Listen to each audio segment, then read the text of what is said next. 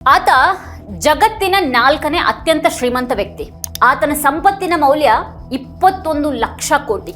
ಆತನ ಮಾಲಕತ್ವಕ್ಕೆ ಜಗತ್ತಿನ ಪ್ರತಿಷ್ಠಿತ ಪತ್ರಿಕೆ ಒಂದು ಹೋದಾಗ ಇನ್ನು ಆ ಪತ್ರಿಕೆಯ ಸುವರ್ಣಯುಗ ಶುರುವಾಯಿತು ಅಂತಾನೆ ಬಹುತೇಕರು ಭಾವಿಸ್ತಾರೆ. ಆತ ಕೂಡ ಹಾಗೆ ಹೇಳ್ತಾನೆ, ನನ್ನ ಮಾಲಕತ್ವಕ್ಕೆ ಈ ಒಂದು ಪತ್ರಿಕೆ ಬಂದಿರೋದು ನನ್ನ ಸೌಭಾಗ್ಯ ಅಂತ ಹೇಳ್ತಾನೆ. ಯಾಕಂದ್ರೆ ಆತನಿಗೆ ದುಡ್ಡಿನ ಕೊರತೆ ಇರಲಿಲ್ಲ. ಎಷ್ಟು ಬೇಕಾದ್ರೂ ದುಡ್ಡು ಸುರಿತಾನೆ, ಜಗತ್ತಿನ ನಂಬರ್ 1 ಪತ್ರಿಕೆಯಾಗಿ ಅದನ್ನ ರೂಪಿಸ್ತಾನೆ ಅಂತ. ಆದ್ರೆ ಕೇವಲ ದುಡ್ಡು ಪತ್ರಿಕೆಯನ್ನ, ಮಾಧ್ಯಮವೊಂದನ್ನ ಕಟ್ಟಲ್ಲ. ಬರೀ ಕೋಟಿ ಕೋಟಿ ದುಡ್ಡಿನಿಂದ ಒಂದು ಸಂಸ್ಥೆ ಪ್ರತಿಷ್ಠಿತ ಮಾಧ್ಯಮ ಸಂಸ್ಥೆ ಆಗಲ್ಲ. ಅಲ್ಲಿ ಬರೀ ದುಡ್ಡಿನ ರಾಶಿ ಇದೆ. ಆದ್ರೆ ಯಾಕೆ ಪತ್ರಿಕೆ ಬೇಕು ಅನ್ನುವಂಥ ಸಿದ್ಧಾಂತ ಇರಲಿಲ್ಲ. ಆ ಪತ್ರಿಕೆಯ ಮಾಲೀಕನಿಗೆ ಅಂಥದ್ದೊಂದು ಚಿಂತನೆನೇ ಇಲ್ಲ ಅನ್ನೋದಾದ್ರೆ ಆ ಪತ್ರಿಕೆ ಬೆಳೆಯಕ್ಕೆ ಸಾಧ್ಯನೇ ಇಲ್ಲ. ಈಗ ವಾಷಿಂಗ್ಟನ್ ಪೋಸ್ಟ್ಗೆ ಆಗಿರೋದು ಇದೆ. ವಾಷಿಂಗ್ಟನ್ ಪೋಸ್ಟ್ ಬುಧವಾರ ತನ್ನ ಸಿಬ್ಬಂದಿಯ 1/3 ಭಾಗದಷ್ಟು ಜನರನ್ನ ಕೆಲಸದಿಂದ ತೆಗೆದುಹಾಕ್ತು. ಈ ಬೆಳವಣಿಗೆ ಆಗಿರೋದು ಅಮೆರಿಕಾದ ಒಂದು ಪತ್ರಿಕೆಯಲ್ಲಿ.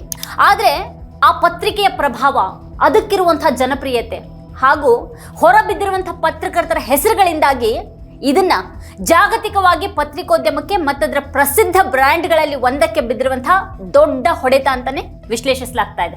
ಪತ್ರಕರ್ತರನ್ನ ಉದ್ಯೋಗದಿಂದ ತೆಗೆದುಹಾಕಿದ ಕ್ರಮ ನೋವಿನದಾಗಿದ್ರು ಇದು ಬದಲಾವಣೆಗೆ ಹೊಂದಿಕೊಳ್ಳುವಂತ ಹಾದಿಯಲ್ಲಿನ ಅನಿವಾರ್ಯ ನಿರ್ಧಾರ ಅಂತ ಪೋಸ್ಟ್ನ ಕಾರ್ಯನಿರ್ವಾಹಕ ಸಂಪಾದಕ ಮ್ಯಾಟ್ ಮುರೆ ಸಿಬ್ಬಂದಿಗೆ ಬರೆದಂತ ಒಂದು ಟಿಪ್ಪಣಿಯಲ್ಲಿ ಹೇಳಿರೋದು ವರದಿಯಾಗಿದೆ. ಕ್ರೀಡಾ ವಿಭಾಗ, ಹಲವಾರು ವಿದೇಶಿ ಬ್ಯೂರೋಗಳು ಮತ್ತೆ ಪುಸ್ತಕ ವಿಭಾಗವನ್ನ ಪೋಸ್ಟ್ ತೆಗೆದುಹಾಕಿದೆ.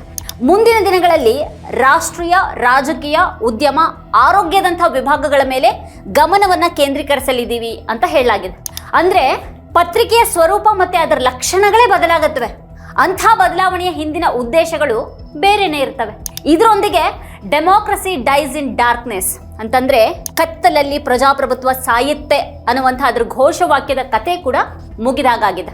ಕೆಲಸ ಕಳ್ಕೊಂಡಿರೋರಲ್ಲಿ ಒಬ್ಬರಾದಂತಹ ಶಶಿ ತರೂರ್ ಪುತ್ರ ಇಶಾಂತ್ ತರೂರ್ ಹೇಳಿರೋ ಹಾಗೆ ಮೊನ್ನೆ ಬುಧವಾರ ಪತ್ರಿಕೋದ್ಯಮದ ಪಾಲಿಗೆ ಅತ್ಯಂತ ಕೆಟ್ಟ ದಿನ.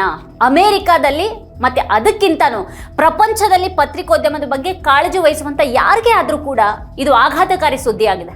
ಕಾರ್ಪೊರೇಟ್ ನಿರ್ಧಾರಗಳು ಸುದ್ದಿ ಮನೆಯನ್ನ ಖಾಲಿ ಮಾಡ್ತಾ ಇರುವಂತಹ ಅತ್ಯಂತ ಕೆಟ್ಟ ಮಾದರಿಯ ಭಾಗ ಇದು ಅಂತ ಟೀಕೆ ಮಾಡಲಾಗ್ತಾ ಇದೆ.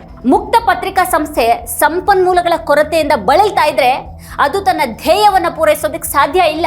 ಮತ್ತೆ ಅದೇ ಸಂದರ್ಭದಲ್ಲಿ ಸುದ್ದಿ ಮನೆಗಳು ದುರ್ಬಲಗೊಂಡ್ರೆ ಗಣರಾಜ್ಯ ಕೂಡ ದುರ್ಬಲ ಆಗುತ್ತೆ. ಈಗ ಅಂಥದೊಂದು ಸತ್ಯ ಎದುರಾದ ಕಾಣ್ತಾ ಇದೆ. ಮಾಲೀಕನಿಗೆ ಹಣದ, ರಾಜಕೀಯದ ಲೆಕ್ಕಾಚಾರನೇ ಅಲ್ಲಿ ಮುಖ್ಯ ಆದಾಗ ಪ್ರಜಾಪ್ರಭುತ್ವದ ಬಗೆಗಿನ ಕಾಳಜಿ ಇದ್ದಕ್ಕಿದ್ದ ಹಾಗೆ ಹಿನ್ನೆಲೆಗೆ ಸರ್ಕೊಂಡ್ಬಿಡುತ್ತೆ. ಲಾಭ ಎಷ್ಟು, ನಷ್ಟ ಎಷ್ಟಾಗ್ತಾ ಇದೆ ಅಂತ ನೋಡಿನೇ ನಿರ್ಧಾರ ಮಾಡುವಾಗ ಪತ್ರಿಕಾ ಧರ್ಮ ತೆರೆಮರೆಗೆ ಸರ್ಕೊಂಡ್ಬಿಡುತ್ತೆ. 2013ರಲ್ಲಿ ವಾಷಿಂಗ್ಟನ್ ಪೋಸ್ಟ್ ಅನ್ನ ಅಮೆಜಾನ್ ಮಾಲಕ ಜೆಫ್ ಬೆಜೋಸ್ ಖರೀದಿ ಮಾಡಿದಾಗ ಅವರನ್ನ ಡಿಜಿಟಲ್ ಯುಗದ ಸಂರಕ್ಷಕ ಅನ್ನೋ ಹಾಗೆ ನೋಡ್ಲಾಯ್ತು.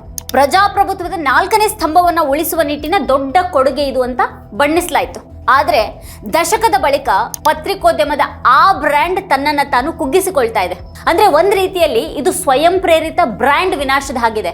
ಈಗ ಅದು ತನ್ನ 3ನೇ 1 ಪಾಲು ಉದ್ಯೋಗಿಗಳನ್ನ ತೆಗೆದು ಹಾಕಿರೋದು ಕೇವಲ ಕಡಿತಗೊಳಿಸುವಿಕೆ ಅಲ್ಲ, ಅದು ಪತ್ರಿಕೆ ಹೇಗಿರಬೇಕು ಅನ್ನೋದನ್ನೇ ಸಂಪೂರ್ಣವಾಗಿ ಬದಲಿಸುವಂತ ಒಂದು ನಡೆಯಾಗಿದೆ. ಯಾಕಂದ್ರೆ ಕ್ರೀಡಾ ವಿಭಾಗ, ಪುಸ್ತಕ ವಿಭಾಗಗಳನ್ನ ಮುಚ್ಚುವಂತ ನಿರ್ಧಾರ ತೆಗೆದುಕೊಳ್ಳಲಾಗಿದೆ. ಮಧ್ಯಪ್ರಾಚ್ಯ, ದಕ್ಷಿಣ ಏಷ್ಯಾ ಮತ್ತೆ ಪೂರ್ವ ಯುರೋಪ್ ಬ್ಯೂರೋಗಳನ್ನ ಕೊನೆಗಾಣಿಸಲಾಗಿದೆ. ಪತ್ರಿಕೆ ಇನ್ನು ಜಾಗತಿಕ ಮಟ್ಟದ ಸಮಗ್ರ ನೋಟ ಕೊಡೋದ್ರ ಬಗ್ಗೆ ಆಸಕ್ತಿಯನ್ನ ಹೊಂದಿಲ್ಲ ಅಂತ ಈ ಮೂಲಕ ಅದು ಹೇಳಿದಾಗಾಯ್ತು. ಅಂದ್ರೆ ವ್ಯಾವಹಾರಿಕ ಮಾದರಿಯೊಂದರ ಜಾಡುವನ್ನ ಹಿಡಿಯಲಾಗ್ತಾ ಇದೆ. ವೈರಲ್ ಟ್ರಾಫಿಕ್ ಇರಬಹುದಾದ, ಮಾಲೀಕರ ದೃಷ್ಟಿಯ ದೊಡ್ಡ ಸುದ್ದಿಗಳ ಬೆನ್ನು ಬೀಳುವಂತಹ ಆಟ ಇದು. ಹೀಗಾದಾಗ ಹೊಣೆಗಾರಿಕೆಯನ್ನ ಮರೆತು ಬಿಡ್ಲಾಗತ್ತೆ. ಹೊಣೆಗಾರಿಕೆ ನಿಜವಾಗಿಯೂ ಕಾಣುವಂತಹ ಕ್ಷೇತ್ರಗಳನ್ನ ಬಿಟ್ಟು ಬಿಡ್ಲಾಗತ್ತೆ. ಒಂದು ಪತ್ರಿಕೆಗೆ ಸ್ಥಳೀಯ ಮೆಟ್ರೋ ವರದಿಗಾರ ಬೇಡ ಅಂತ ಅಂದ್ರೆ ಪುಸ್ತಕ ವಿಭಾಗ ನಿಷ್ಪ್ರಯೋಜಕ ಅಂತ ನೋಡಿದ್ರೆ ಅಲ್ಲಿಗೆ ಅದು ಒಂದು ದೊಡ್ಡ ಕಾಳಜಿಯನ್ನ ಬಿಟ್ಟು ಬಿಡ್ತಾ ಇದೆ ಅಂತಾನೆ ಅರ್ಥ. ಅದು ಸತ್ಯವನ್ನ ಹೇಳೋದಿಕ್ಕೆ ಟೊಂಕ ಕಟ್ಟಿ ನಿಲ್ಲೋದು ಬೇಡವಾಗಿದೆ. ಈಗ ಲಾಭ ತರಬಹುದಾದಂತಹ ವಿಭಾಗಗಳು ಕಾಳಜಿಯಾಗಿ ಬದಲಾದಾಗ ಆ ಪತ್ರಿಕೆಯಲ್ಲಿ ಉಳಿಯೋದೇನು ಅನ್ನೋದನ್ನ ನೀವೇ ಊಹೆ ಮಾಡಬಹುದು. ತಂತ್ರಜ್ಞಾನ ಮತ್ತೆ ಕೊಳ್ಳುವವರ ಅಭ್ಯಾಸಗಳಲ್ಲಿನ ಬದಲಾವಣೆಗಳನ್ನ ಎದುರಿಸೋದಿಕ್ಕೆ ಸ್ವರೂಪವನ್ನ ಬದಲಿಸಿದಾಗ ಪತ್ರಿಕೆಯಲ್ಲಿ ಅಂತಿಮವಾಗಿ ಕ್ಷೇಮ ಸಲಹೆಗಳು, ಆರ್ಥಿಕ ಹ್ಯಾಕ್ಗಳು ಮತ್ತೆ ಲೈಫ್ ಸ್ಟೈಲ್ ವಿಷಯಗಳಷ್ಟೇನೆ ಉಳ್ಕೊಳ್ತವೆ. ಓದುಗರನ್ನ ಕೂಡ ಇಲ್ಲಿ ಬಳಕೆದಾರರು ಅಂತ ಕಾಣುವಂತ ಕಾಲದ ದುರಂತ ಇದಾಗಿದೆ. ಸಾಂಪ್ರದಾಯಿಕ ಪತ್ರಿಕೋದ್ಯಮ ಓದುಗರನ್ನ ತಮ್ಮ ತೆರಿಗೆಗಳನ್ನ ಸರ್ಕಾರ ಹೇಗೆ ಖರ್ಚು ಮಾಡುತ್ತೆ ಅನ್ನೋದನ್ನ ತಿಳಿದುಕೊಳ್ಬೇಕಾದಂತ ನಾಗರಿಕರು ಅಂತ ನೋಡುತ್ತೆ. ಆದ್ರೆ ಓದುಗರನ್ನ ಬಳಕೆದಾರರು ಅಂತ ಪರಿಗಣಿಸುವಂತ ಈ ಸರ್ವಿಸ್ ಜರ್ನಲಿಸಂ ಅವರನ್ನ ಯಾವ ವಸ್ತುವನ್ನ ಯಾಕೆ ಖರೀದಿ ಮಾಡಬೇಕು ಅಂತ ತಿಳಿದುಕೊಳ್ಬೇಕಾದಂತ ಗ್ರಾಹಕ ಅಂತ ನೋಡುತ್ತೆ. ಸರ್ಕಾರವನ್ನ ಪ್ರಶ್ನೆ ಮಾಡುವ, ವ್ಯವಸ್ಥೆಯ ಹುಳುಕುಗಳನ್ನ ಎತ್ತಿ ತೋರಿಸುವಂತಹ ಕೆಲಸದಿಂದ ಹಿಂದೆ ಸರಿದಾಗ ನಿಜವಾದ ಪತ್ರಿಕೋದ್ಯಮ ಕೂಡ ಹಿಂದೆ ಸರಿಯುತ್ತೆ. ಮತ್ತೆ ಆ ಜಾಗದಲ್ಲಿ ಸರ್ವಿಸ್ ಜರ್ನಲಿಸಂ ಒಕ್ಕರಿಸ್ಕೊಳ್ಳುತ್ತೆ. ಆಗ ಹಣ ಹೇಗ್ ಮಾಡೋದು, ಉತ್ತಮ ದಾಂಪತ್ಯಕ್ಕೆ ಇಷ್ಟು ಸೂತ್ರಗಳು, ಇದೊಂದು ಮಾಡಿದ್ರೆ ನಿಮ್ಮ ಜೀವನ ಸುಧಾರಿಸುತ್ತೆ ಅನ್ನುವಂಥ ಬೊಗಳೆ ಕಂಟೆಂಟ್ಗಳ ರಾಶಿ ರಾಶಿ ಬಂದು ಬೀಳುತ್ತೆ. ಅಲ್ಲಿ ಇಂಥ ಕಂಟೆಂಟ್ಗಳ ಮೂಲಕ ಆಕರ್ಷಿಸೋದನ್ನೇ ಪತ್ರಿಕೋದ್ಯಮ ಅಂತ ಕೊಡೋದಿಕ್ಕೆ ತೊಡಗಿದಾಗ ಓದುಗರು ಇಲ್ಲವಾಗಿ ಯೂಸರ್ಸ್ಗಳ ಟ್ರಾಫಿಕ್ ಶುರುವಾಗತ್ತೆ. ಎಂಥೆಂಥ ಸ್ಫೋಟಕ ಸುದ್ದಿಗಳನ್ನ, ವಿಶ್ಲೇಷಣೆಗಳನ್ನ ಕೊಟ್ಟು ಜಾಗತಿಕ ರಾಜಕೀಯವನ್ನೇ ಪ್ರಭಾವಿಸಿದಂಥ ವಾಷಿಂಗ್ಟನ್ ಪೋಸ್ಟ್ ಈಗ ಅಂತ ಹದಿಗೆ ತಿರುಗ್ತಾ ಇದೆ. ಜಗತ್ತಿನ ಅತ್ಯಂತ ಶ್ರೀಮಂತ ವ್ಯಕ್ತಿಗಳಲ್ಲಿ ಒಬ್ರು ಹಾರ್ಡ್ ನ್ಯೂಸ್ ಕೊಡೋದ್ರಿಂದ ಇನ್ನು ಲಾಭ ಇಲ್ಲ ಅಂತ ನಿರ್ಧಾರ ಮಾಡಿದ್ರೆ ಪ್ರಜಾಪ್ರಭುತ್ವದ ಕಳಕಳಿಯೊಂದಿಗೆ ನಿಲ್ಲುವಂತಹ ಸ್ವತಂತ್ರ ಮಾಧ್ಯಮಗಳಿಗೆ ಯಾವ ಭರವಸೆ ಉಳಿತು? ಹಾಗಾದ್ರೆ ನಿರೂಪಣಾ ಏಕಸ್ವಾಮ್ಯದ ಕಡೆಗೆ ಜಾಗತಿಕ ಬದಲಾವಣೆಯನ್ನ ನಾವೀಗ ನೋಡ್ತಾ ಇದ್ದೀವಿ. ಸುದ್ದಿ ಮನೆಗಳ ಖಾಲಿಯಾದಾಗ ಕಂಟೆಂಟ್ ಹೆಸರಲ್ಲಿ ಕಡೆಗೆ ಬಂದು ತುಂಬಿಕೊಳ್ಳೋದು ಇಂಥ ನಿರೂಪಣೆಯ ಕಸದ ರಾಶಿ ಮಾತ್ರನೇ. ಸ್ವತಂತ್ರ ವರದಿಗಾರನೆಲ್ಲ ಮನೆ ಕಳಿಸ್ಬಿಟ್ಟಾಗ ಅದು ಸರ್ಕಾರಗಳು ತಮ್ಮದೇ ಆದಂತಹ ಪ್ರಕಟಣೆಗಳನ್ನ ತಂದು ಸುರಿಬಹುದಾದಂಥ ಜಾಗ ಮಾತ್ರನೇ ಆಗತ್ತೆ. ಎಲ್ಲವೂ ಸರ್ಕಾರಿ ಪ್ರಾಯೋಜಿತ ಆಗತ್ತೆ. ಬೆಜೋಸ್ ಸ್ಪಷ್ಟವಾಗಿ ನ್ಯೂಯಾರ್ಕ್ ಟೈಮ್ಸ್ ಮಾದರಿಯ ಬೆನ್ನನ್ನ ಬಿದ್ದಿದ್ದಾರೆ. ಆಟಗಳು ಮತ್ತೆ ಅಡುಗೆಗಳಿಂದ ಸಹಾಯಧನ ಪಡೆಯುವ ಮಟ್ಟಕ್ಕೆ ಪತ್ರಿಕೋದ್ಯಮವನ್ನು ಇಳಿಸಲಾಗಿದೆ. ಇವತ್ತು ಇಷ್ಟೊಂದು ಉದ್ಯೋಗಿಗಳನ್ನು ಹೊರಹಾಕಿರುವಂತಹ ವಾಷಿಂಗ್ಟನ್ ಪೋಸ್ಟ್ AI ಮೂಲಕ ಆಟ ಆಡಬಲ್ಲೆ ಅನ್ನುವಂಥ ಒಂದು ಭ್ರಮೆಯನ್ನು ತುಂಬಿಕೊಂಡು ಹಾಕಿದೆ. ಪತ್ರಿಕೋದ್ಯಮದಲ್ಲಿ ಮನಸ್ಸಿಗೆ, ಭಾವನೆಗೆ ಜಾಗ ಇಲ್ಲ ಅಂತ ಅಂದುಕೊಳ್ಳುವವರ ಭ್ರಮೆ ಇದು ಅನ್ನೋದು ಸ್ಪಷ್ಟ. ಇಲ್ಲಿ ಅದು ಟೊಳ್ಳಾದ ಸುದ್ದಿ ಫೀಡನ್ನು ಸೃಷ್ಟಿ ಮಾಡಬಹುದು. ಪತ್ರಿಕಾ ಪ್ರಕಟಣೆಯನ್ನ ಒಂದು ಹದಕ್ಕೆ ತಂದು ಪ್ರಕಟಣೆಗೆ ಸಿದ್ಧಗೊಳಿಸಬಹುದು ಅಥವಾ ಹವಾಮಾನದ ವರದಿಯನ್ನು ಬರೀಬಹುದು. ಆದರೆ AI ರಹಸ್ಯ ದಾಖಲೆಯ ಸಾರವನ್ನು ಬರೆಯೋದಿಕ್ಕೆ ಸಾಧ್ಯ ಇಲ್ಲ. ಅದು ನ್ಯಾಯಾಲಯದ ಕೋಣೆಯಲ್ಲಿ ಕುಳಿತು ಭ್ರಷ್ಟ ಸಾಕ್ಷಿಯ ಕಣ್ಣುಗಳಲ್ಲಿನ ಭಯ, ಆ ಆತಂಕಗಳನ್ನು ಗಮನಿಸೋದಿಕ್ಕೆ ಸಾಧ್ಯ ಇಲ್ಲ. AI ಯುದ್ಧ ವಲಯದಲ್ಲಿ ದುರಂತದ ಮಟ್ಟವನ್ನ ಮಾನವೀಯವಾಗಿ ಕಾಣೋದಿಕ್ಕೆ ಸಾಧ್ಯ ಇಲ್ಲ.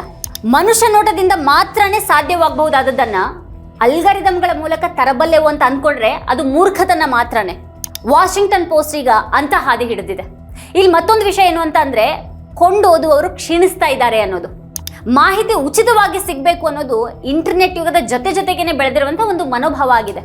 ಯಾವ್ಯಾವುದಕ್ಕೂ ಖರ್ಚು ಮಾಡುವವರಿಗೂ ಈ ಮಾಹಿತಿಗಾಗಿ ಒಂದಿಷ್ಟು ಸಣ್ಣ ಮೊತ್ತ ಕೊಡುವಂಥ ಮನಸ್ಸಿಲ್ಲ ಅನ್ನೋದು ಅರ್ಹ ಆಕ್ಷೇಪಣೆ ಆಗಿದೆ. ಆದರೆ ವಾಷಿಂಗ್ಟನ್ ಪೋಸ್ಟ್ ವಿಷಯದಲ್ಲಿ ಚಂದಾದಾರರು ಕಡಿಮೆ ಆಗಿದ್ದು ಸಮಸ್ಯೆನಾ ಅಥವಾ ಬೆಜೋಸ್ ಉದ್ದೇಶ ಬೇರೆದೇ ಆಗಿದೆ ಅನ್ನುವಂಥ ಪ್ರಶ್ನೆ ಕೂಡ ಇದೆ. ಬೆಜೋಸ್ ಈಗ ಪ್ರಜಾಪ್ರಭುತ್ವವನ್ನು ಸಾಯೋದಕ್ಕೆ ಬಿಟ್ಟು ಬೇರೆ ದಾರಿಯನ್ನು ಹಿಡಿದಿದ್ದಾರೆ. ನಮ್ಮಲ್ಲಿ ಈ ದುರಂತ ಸಂಭವಿಸಿ ಬಹಳ ಕಾಲನೇ ಆಗಿದೆ. ನಮ್ಮಲ್ಲಿನ ರಾಷ್ಟ್ರೀಯ ವಾಹಿನಿಗಳು ಸರ್ಕಾರಿ ಪ್ರಾಯೋಜಿತ ಆಗ್ಬಿಟ್ಟಿವೆ. ಸರ್ಕಾರ ಹೇಳೋದನ್ನ ತುಂಬಿಸುವಂತ ಕಸದ ತೊಟ್ಟಿಗಳಾಗಿವೆ. ಇಲ್ಲಿ ಪ್ರಶ್ನೆ ಮಾಡೋರು ಇಲ್ಲ, ಮತ್ತೆ ಪ್ರಶ್ನೆಗಳನ್ನ ಕೇಳಿ ಮಾಡೋದು ಏನೂ ಇಲ್ಲ ಅನ್ನೋದ್ರ ಮಟ್ಟಿಗೆ ಪತ್ರಿಕೋದ್ಯಮವನ್ನ ಒಂದು ದುರಾವಸ್ಥೆಗೆ ತಳ್ಳಲಾಗಿದೆ. ಹಾಗಾಗಿ ಅಲ್ಲಿ ಜನಸಾಮಾನ್ಯರ ಧ್ವನಿ ಇರೋದಿಲ್ಲ, ವಿರೋಧ ಪಕ್ಷಗಳ ಧ್ವನಿಗೆ ಜಾಗ ಇಲ್ಲ. ದಿನದ 24 ಗಂಟೆನೂ ಸರ್ಕಾರದ ಗುಣಗಾನ ಇರುತ್ತೆ, ಮೋದಿಯ ವಿಜೃಂಭಣೆ ಇರುತ್ತೆ, ಬಿಜೆಪಿ ನಾಯಕರ ಪರಮ ವಾಕ್ಯಗಳಿರುತ್ತವೆ, ಸಂಘ ಪರಿವಾರದ ಬಣ್ಣ ಇರುತ್ತೆ. ದಿನದ 24 ಗಂಟೆನೂ ಮುಸ್ಲಿಮರ ವಿರುದ್ಧ ದ್ವೇಷ ಇರುತ್ತೆ, ವಿಪಕ್ಷಗಳ ಬಗೆಗಿನ ವಿಡಂಬನೆ ಇರುತ್ತೆ, ಅಷ್ಟೇ ದ್ವೇಷ ಕಾರುವ ಅಸಾಮಾನ್ಯ ನಿರೂಪಕರ ಅರಚಾಟ ಅಬ್ಬರ ಇರುತ್ತೆ. ಹಾಗೆ ಈ ಕನ್ನಡದಂತಹ ಪ್ರಾದೇಶಿಕ ವಲಯಕ್ಕೆ ಬಂದ್ರೆ ಇಲ್ಲೂ ಕೂಡ ಹಣದ ಬೆನ್ನು ಹತ್ತಿ ಹೊರಟ ಮತ್ತೆ ಪತ್ರಿಕೋದ್ಯಮವನ್ನು ಮರೆತಂತಹ ಮೀಡಿಯಾಗಳ ಅಬ್ಬರವನ್ನು ನಾವು ಕಾಣಬಹುದು. ಪತ್ರಿಕೋದ್ಯಮ ಅಂತ ಅಂದ್ರೆ ಸಿನಿಮಾ, ಕ್ರೈಮ್ ಅನ್ನೋ ಮಟ್ಟಕ್ಕೆ ಇವತ್ತು ತಿಳಿಸಲಾಗಿದೆ ಅದನ್ನ. ಇಲ್ಲಿ ಮೀಡಿಯಾಗಳ ಬೆಳಕು ಶುರುವಾಗೋದೇ ಗ್ರಹಗತಿ ವಿಚಾರ, ಶುಭಾಶುಭ ಫಲ ವಿಚಾರ ಹೇಳುವಂತಹ ಗುರೂಜಿ ವೇಷಧಾರಿಗಳ ದರ್ಶನದೊಂದಿಗೆ. ಅನೈತಿಕ ಸಂಬಂಧ, ಕೊಲೆ ಕಾರಣಕ್ಕೆ ಜೈಲ್ ಪಾಲಾಗಿರುವಂತಹ ಕಮಲಾಕರ್ ಭಟ್ಟನಂತಹ ಗುರೂಜಿಯನ್ನ ಬೆಳೆಸಿದ್ದು ಕೂಡ ಇವೇ ಹೊಣೆಗೇಡಿ ಮೀಡಿಯಾಗಳು ಅನ್ನೋದು ಪತ್ರಿಕೋದ್ಯಮ ಇವತ್ತು ಎಲ್ಲಿಗೆ ಮುಟ್ಟಿದೆ ಅನ್ನೋದನ್ನೇ ಸೂಚಿಸುತ್ತೆ. ಇಂಥ ಕತ್ಲಲ್ಲಿ ಪ್ರಜಾಪ್ರಭುತ್ವ ಸಾಯ್ತಾ ಇದೆ. ಇವತ್ತು ಕಾರ್ಪೊರೇಟ್ ಕುಳಗಳ ಕೈಗೆ ಮೀಡಿಯಾಗಳು ಹೋದ್ರೆ ಏನಾಗುತ್ತೆ ಅನ್ನೋದಕ್ಕೆ ವಾಷಿಂಗ್ಟನ್ ಪೋಸ್ಟ್ ಒಂದು ಅತ್ಯುತ್ತಮ ಉದಾಹರಣೆ ನೋಡಿ. ಅಮೆರಿಕದ ರಾಜಕೀಯದಲ್ಲಿ ಅಲ್ಲಿನ ಸಮಾಜವನ್ನ ರೂಪಿಸುವಲ್ಲಿ ಬಹಳ ಮಹತ್ವದ ಪಾತ್ರವನ್ನು ವಹಿಸಿದಂಥ ಒಂದು ಪತ್ರಿಕೆ ಒಬ್ಬ ಕಾರ್ಪೊರೇಟ್ ಧಣಿಯ ಕೈಗೆ ಹೋದಾಗ ಏನಾಯ್ತು ಅನ್ನೋದು ಈಗ ಜಗತ್ತಿನ ಮುಂದೆನೇ ಇದೆ. ವಾಟರ್ ಗೇಟ್ನಂಥ ಮಹಾ ಹಗರಣಗಳನ್ನು ಬಯಲು ಮಾಡಿದ ಅಮೆರಿಕ ಸರ್ಕಾರವನ್ನೇ ನಡುಗಿಸಿದಂಥ ವಾಷಿಂಗ್ಟನ್ ಪೋಸ್ಟ್ ಇನ್ನು ಅಧಪತನದ ದಾರಿಯನ್ನು ಹಿಡಿದಿದೆ ಅಂತ ವಿಶ್ಲೇಷಕರು ಹೇಳ್ತಾ ಇದ್ದಾರೆ. ಒಂದು ಪ್ರಭಾವಿ ಮೀಡಿಯಾ ಇಲ್ಲವಾಗೋದು ಅಂತ ಅಂದ್ರೆ ಒಂದು ಇಡೀ ಸಮಾಜದ ಬೆಳಕಾರಿ ಅಲ್ಲಿ ಕತ್ತಲು ಆವರಿಸಿದ ಹಾಗೆ. ಆ ಕತ್ಲಲ್ಲಿ ಮತ್ತೆ ನಡೆಯೋದು ರಾಜಕಾರಣಿಗಳು, ಉದ್ಯಮಿಗಳು ಹಾಗೆ ದುಷ್ಟರ ಆಟ. ಅದು ಆ ಇಡೀ ಸಮಾಜಕ್ಕೆ ಅತ್ಯಂತ ಅಪಾಯಕಾರಿ. ಸ್ವತಂತ್ರ ಮೀಡಿಯಾಗಳನ್ನ ಉಳಿಸಿ ಬೆಳೆಸೋದು ಓದುಗರು ಮತ್ತೆ ವೀಕ್ಷಕರ ಜವಾಬ್ದಾರಿ ಅದು. ಮೀಡಿಯಾಗಳು ಯಾವುದೇ ಧಣಿಗಳ ಮರ್ಜಿಗೆ ಬೀಳದೆ ಸ್ವತಂತ್ರವಾಗಿ ನಡೆಯುವಂತೆ ಮಾಡೋದು ಅದರ ಓದುಗರು ಮತ್ತೆ ವೀಕ್ಷಕರ ಕೈಯಲ್ಲೇನೆ ಇದೆ. ನಾವು ಎಲ್ಲ ವಸ್ತು ಅಥವಾ ಸೇವೆಗೆ ದುಡ್ಡು ಕೊಟ್ಟೆ ನಾವು ಅದನ್ನು ಪಡ್ಕೊಳ್ತೀವಿ, ಆದ್ರೆ ಸುದ್ದಿ ಮಾತ್ರ ನಮಗೆ ಉಚಿತವಾಗಿ ಸಿಗಬೇಕು ಅಂತ ಬಯಸ್ತೀವಿ. ಇಲ್ಲೇ ಇರೋದು ನೋಡಿ ಸಮಸ್ಯೆ. ನಿಮಗೆ ಉಚಿತವಾಗಿ ಸಿಗುವಂತಹ ಸುದ್ದಿ ಉಚಿತವಾಗಿ ರೆಡಿ ಆಗೋದಿಲ್ಲ, ಅದಕ್ಕೆ ಬಹಳಷ್ಟು ಖರ್ಚು ತಗಲುತ್ತೆ. ಆ ಖರ್ಚನ್ನ ಯಾರು ಭರಿಸ್ತಾರೆ ಅನ್ನೋದ್ರ ಮೇಲೆ ಆ ಮೀಡಿಯಾದ ದಾರಿ ನಿರ್ಧಾರ ಆಗುತ್ತೆ. ನಾವು ಓದುಗರು ವೀಕ್ಷಕರೇ ನಮ್ಮ ಮೀಡಿಯಾದ ಖರ್ಚನ್ನ ಭರಿಸ್ತೀವಿ ಅಂತ ಮುಂದೆ ಬಂದ್ರೆ ಮಾಧ್ಯಮಗಳು ಯಾರ ಹಂಗಿಗೂ ಬೀಳ್ದೇನೆ ಸ್ವತಂತ್ರವಾಗಿ ಕೆಲಸ ಮಾಡಬಹುದು, ಸತ್ಯವನ್ನ ದಿಟ್ಟವಾಗಿ ಹೇಳ್ಬಹುದು, ಸರ್ಕಾರಕ್ಕೆ ನೇರ ನಿಷ್ಠುರ ಪ್ರಶ್ನೆಗಳನ್ನ ಕೇಳಬಹುದು, ಆಳುವವರ ಮುಲಾಜಿಗೆ ಬೀಳ್ಬೇಕಾಗಿಲ್ಲ, ಉದ್ಯಮಿಗಳ ಬಾಗಿಲಿಗೆ ಹೋಗ್ಬೇಕಾಗಿಲ್ಲ. ಹಾಗಾಗಿ ಇವತ್ತಿನಿಂದಾನೇ ನೀವು ಯಾವ ಮೀಡಿಯಾದಲ್ಲಿ ಸುದ್ದಿಯನ್ನ ನೋಡ್ತಾ ಇದ್ದೀರಾ, ಅದು ಸ್ವತಂತ್ರ, ಜನಪರ, ನ್ಯಾಯಪರ ಇದೆಯಾ, ಸತ್ಯ ಹೇಳ್ತಾ ಇದೆಯಾ ಅಂತ ಗಮನಿಸಿ. ಹೌದು ಅನ್ನೋದಾದ್ರೆ ಅದನ್ನ ಆರ್ಥಿಕವಾಗಿ ಬೆಂಬಲಿಸಿ. ಮಾಸಿಕ ಅಥವಾ ವಾರ್ಷಿಕ ಚಂದಾದಾರರಾಗಿ ಯೂಟ್ಯೂಬ್ನಲ್ಲಿ ನೋಡ್ತಾ ಇದ್ರೆ ಸಬ್ಸ್ಕ್ರೈಬ್ ಬಟನ್ ಒತ್ತಿ, ಲೈಕ್ ಮಾಡಿ, ಶೇರ್ ಮಾಡಿ, ಜಾಯಿನ್ ಬಟನ್ ಅನ್ನು ಒತ್ತಿ ಆರ್ಥಿಕ ಬೆಂಬಲವನ್ನು ಕೂಡ ನೀಡಿ.